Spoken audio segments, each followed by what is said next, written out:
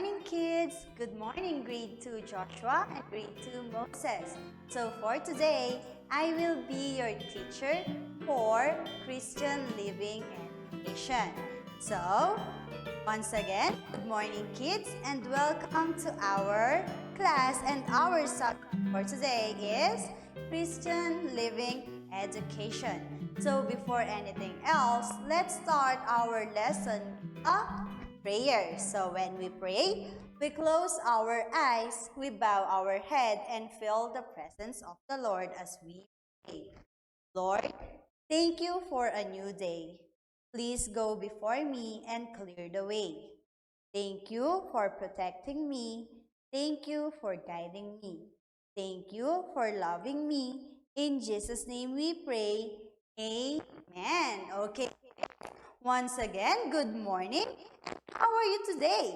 I hope that all of you are doing good. Are you excited for another? If yes, I am also excited to teach you another today. So, once again, our for today is Christian Living Education or CLE. And we have a story today. The Prodigal Son, a story that Jesus told. The Prodigal Son. Let's read it. This is Stan. Stan has two sons, Peter and Klaus. Klaus, the younger of his sons, comes to Stan one day. He asks his father to give him his part of the inheritance early. Stan gives him the money, and Klaus packs his stuff to leave for another country. Early on, Klaus thinks his life is going pretty well. He uses his inheritance to buy a big house and an expensive car. Every night he goes to parties and celebrates till dawn. After living this way for a while, he runs out of his money and loses everything. As if that was not bad enough, it gets even worse. The country where he was living is hit by a famine, and he can't afford to buy food anymore. In his distress, he gets a job taking care of pigs. And even though he is hungry, he is not allowed to eat the pigs' food. Sitting amongst the pigs, he remembers, at my father's house, everything was good. Even his employees had a good life. Maybe he will let me work for him if I go back and ask him. So, Klaus decides to make the long way back to his father. When Klaus returns home, Stan runs out to joyfully hug his son. Klaus apologizes for running away and spending all of his inheritance. He asks if he can work for Stan, not as his son, but as one of his employees.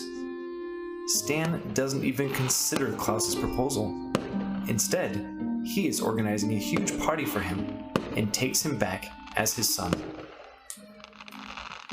Stan's other son, Peter, sees all of this and gets angry with his father. You never gave me a party, and I have been working for you this whole time. Stan explains to him, Peter, everything that is mine is also yours. You can have a party whenever you want. Klaus was dead, and he is now living again. Isn't that a reason to celebrate? Jesus told this story to show his listeners that God is incredibly happy when someone turns away from sin and returns to him.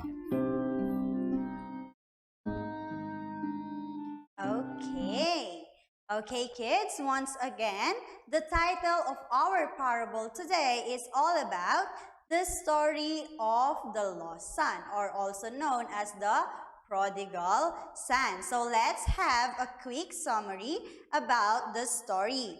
So in the story, the man in the story had two sons, the older son and the younger son.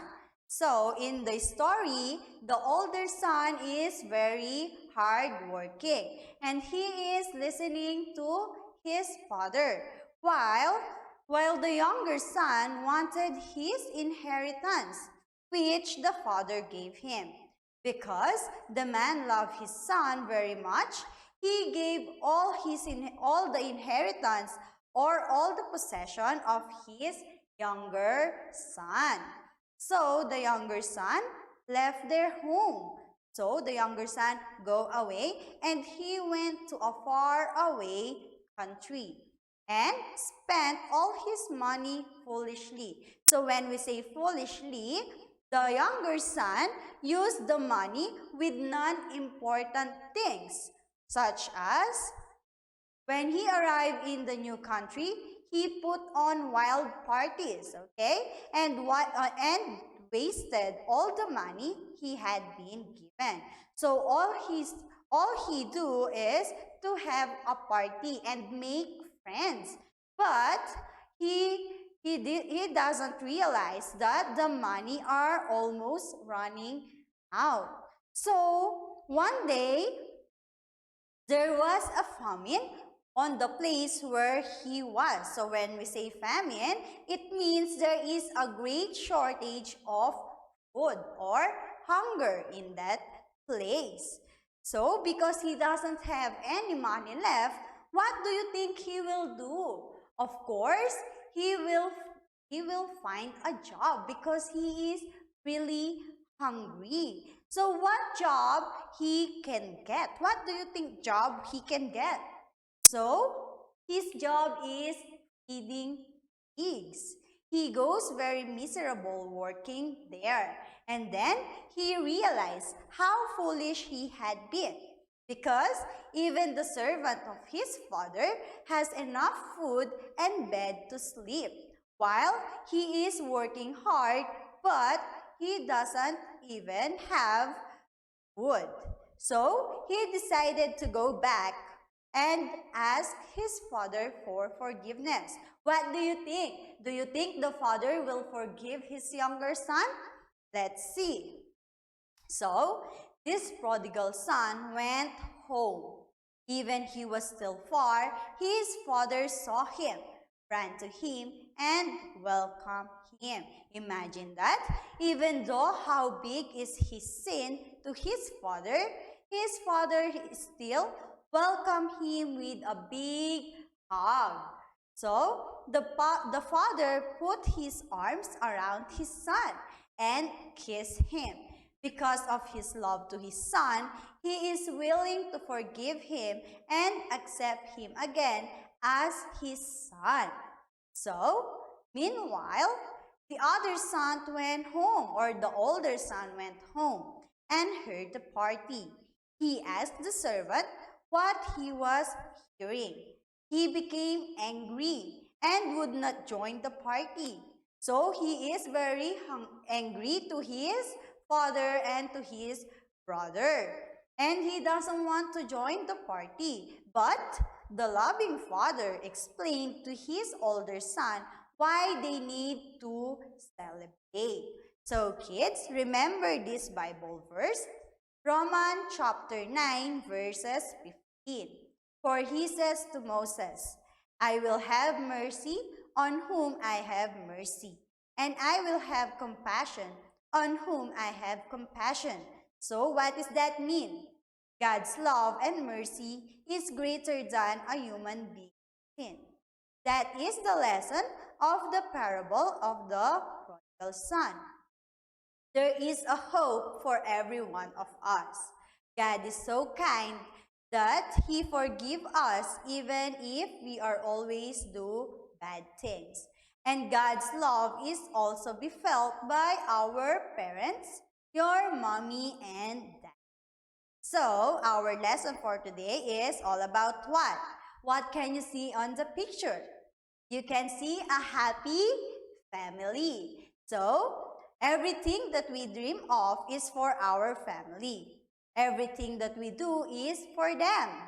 They are our inspiration for all of our success. In times of victories, we look at our family as our greatest fan. They are always there to celebrate for our success. They are very proud of us in everything that we do. When trouble comes, we look at them as our stronghold or strength.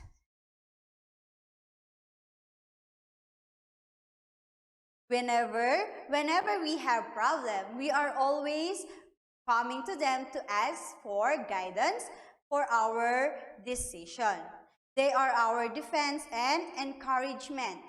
When some people are judging us, our family remain there to show how proud they are, and they will never leave our side. Whenever we are tired of something, they are there to give us some encouragement and to support us throughout the way. This is why the family is the immediate source of our life. Without them, everything is everything is being hard. So, who are the part of our family? So, do you know who is this person? She is the mother, or she is our mother. Mother are the person who give birth to us. They took care of us and look after us when we are feeling sick. They are the one who are taking care of us. Next one is, who is that person? He is father. So the father is the person who works hard to give everything that we need and want. Okay? Parents in the home are expected to provide love, provision, protection, and respect for all of the family members. Through this act, the home becomes a little heaven on earth. So our parents provide us with food, shelter, clothing, and education. Since you are just a little kid, our parents providing us all of our basic needs. But of course, you need to study hard so that when the time comes, it is your turn to give them everything that they need, especially when our parents became old. So, what are the roles of our parents? So, our parents teach us good things. Our parents teach us good things like good manners, how to respect elders, and how to help other people.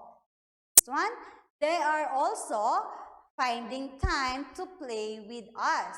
Even though they are busy with their work, they are still finding time to play with us.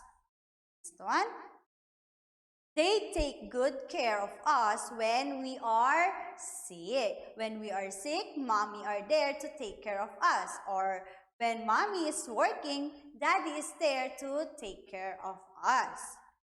One, they take us to places for vacation.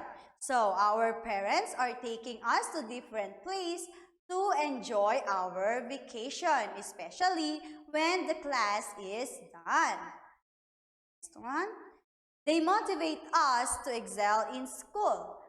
Okay, in our assignment, our parents are there to help us to finish all of our tasks in school, especially right now that there is a COVID-19. Even though teacher is there, sometimes mommy and daddy are also helping you to finish all of your book activities. One, our parents support us in our hobbies and sport. They are also allow us to play with other children in our neighborhood. So, that is our lesson for today. But first, let's have a practice if you still remember what are the roles of our parents in our life. Okay? So, look at the pictures and we are going to put a heart if they are telling about the roles of the parents. So, this is the first one. When our parents are helping us in our homework, is this a role of a parent? Let's see. Yes, so let's put a heart in there because that is one of the role of our parents to help us to finish our tasks in school. Next one. When our parents are fighting in front of us, is this a role of a parents? No, that is not a role of a parent. The parent should not fight in front of us. On. When our parents are bringing us in a vacation, is that a role of a parent? Very good. That is a role of a parent. How about when our parents are playing and having a bonding with us? Is that a role of a parent? Very good, kids. That is a role of a parent. How about the last one? When your mommy or daddy is shouting at you, is that a role of a parent? No, that's not a role of a parent. Even though you do something bad, mommy or daddy should talk to us with a proper tone so that we will not misunderstand that they are only wants us the best. That's why they want to teach us what are the good things that we should do. So again, kids, remember our Bible verse today, Romans chapter 9 verse 15. For he says to Moses, I will have mercy on whom I have mercy, and I will have compassion on whom I have compassion. So, for your activity, kindly answer your CLE book, pages 6 to 9. So, if you have any question for the grade 2 Joshua, you can contact your teacher in her Facebook account or in her cell phone number. And for the grade 2 Moses, kids, kindly message me on my Facebook account or even in our Google Classroom or on my cell phone number. So, that would be all, kids. I hope that you remember our lesson for today, especially the lesson of our story. So, that would be all, kids. Bye!